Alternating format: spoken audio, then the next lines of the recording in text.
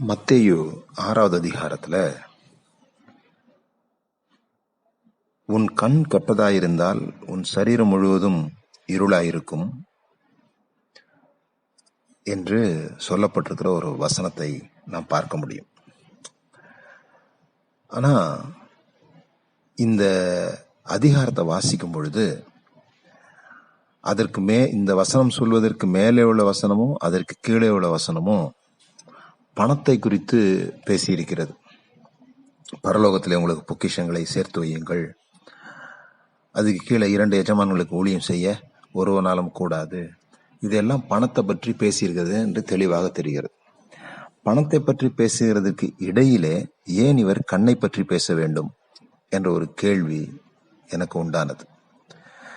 அது ஆங்கில வேதாகமத்துல உன் கண் கெட்டதா இருந்தால் அப்படின்னு வர்ற அந்த வார்த்தை ஈவில் ஐ அப்படின்னு வருது. இஃப் யுவர் ஐஸ் ஆர்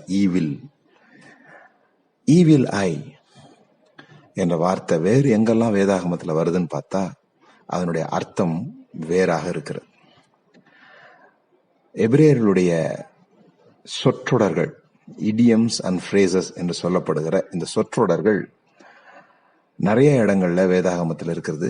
அதுபோல இது ஒரு முக்கியமான இடம்.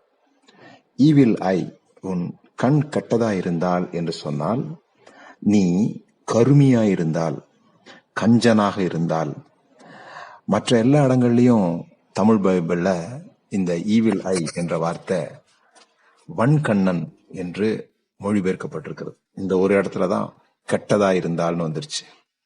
நீ வன்கண்ணனா இருந்தால் அப்படின்னு மொழிபெயர்க்கப்பட வேண்டிய ஒரு வார்த்தை.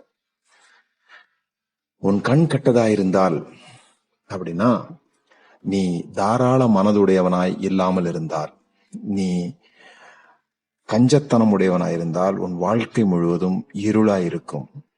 உன் வாழ்க்கையில பெரிய வெளிச்சங்களை நீ பார்க்க முடியாது. அதான் அதனுடைய அர்த்தம்.